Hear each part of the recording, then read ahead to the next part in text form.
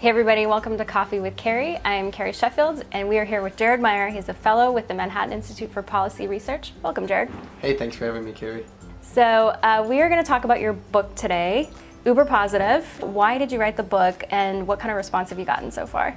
Well, my last book I wrote, people complained that it was too long when it was 150 pages, so I figured I'd write one that's 40 pages and gets across the ideas of all the promise that the sharing economy holds really throughout America for people of all income levels.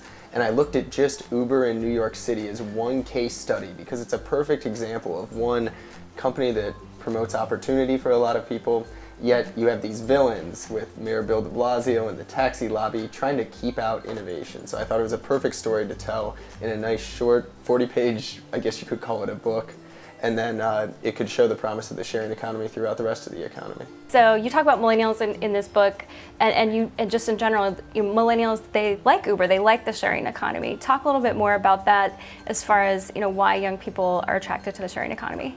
Well, I know just for me, I don't even have a car in Washington, D.C. just because of Uber and Lyft and other ride-sharing options. We fully ingrained these services into our lives, and that's not even to talk about when we're vacationing, how we use Airbnb, or when I can come up here to New York and get an Airbnb rather than paying for an expensive hotel. And the sharing economy goes even further than that, because all the benefits of the technology we've grown up with, it lowers what economists call transaction costs, which means it's easier than ever for you and me to find each other, for me to maybe vet you if you're trying to sell me something, and for if you're trying to sell something to locate customers and market yourselves. And you say in the book, it's sort of a natural regulatory regime. So if I'm a bad customer, I'm going to get bad stars. Or if you're a bad driver, a bad service provider, you're going to get bad stars. And that's just an exchange we have as consumers over and over, nothing to do with government. Yeah, exactly. And people forget when you have regulators talking about the sharing economy and you have people like Bernie Sanders calling it completely unregulated, they don't realize that even if businesses won't regulate themselves, consumers are going to force businesses to be on their best behavior. Now with social media, I'm not going to point out any specific companies, but let's say like Delta Airlines, if they have a giant delay while I'm trying to fly somewhere, I can easily take to social media and they're out there apologizing to me right away, trying to see how they can fix it.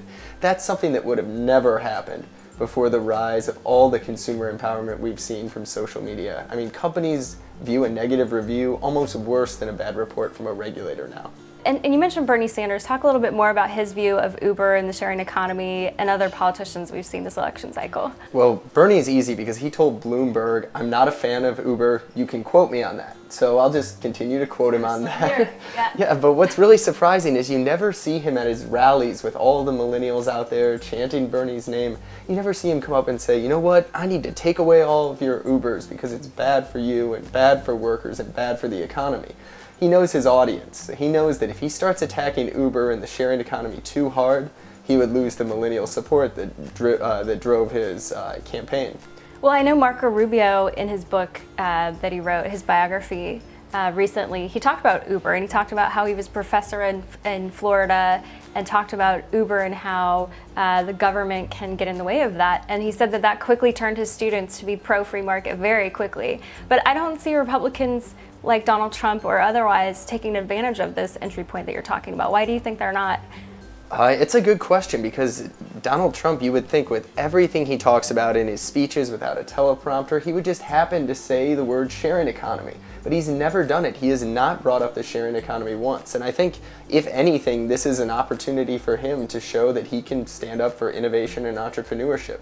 With right now, when you're driving for Uber or renting out your house on Airbnb, you're a contractor. You really work for yourself. You're the boss. Yeah, yep. But a lot of people on the federal level, which we've seen all Democrats really lining up against it, they want to bring it so that, again, you have a boss and it's an employer-employee relationship. I know from friends, here in the city, African Americans, for example, my friends tell me that it's easier now for them to get a ride than it was before because the service is colorblind. Yeah, that's one of the benefits. It's really your reputation, not your race, that comes before you. People look at your rating. That's what they care about. Whereas a lot of taxi drivers, unfortunately, they wouldn't take people to Brooklyn. And I know even when I lived out in Jamaica, Queens, I would try to get home at night and I'd get in a taxi. This was before Uber.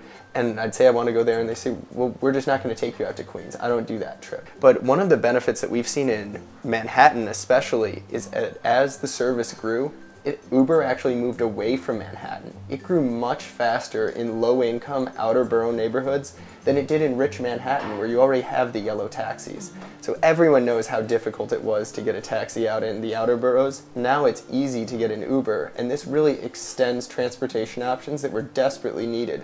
Well, the book is uber positive, folks. Check it out. Thanks a lot, Jared. Hey, thanks for having me.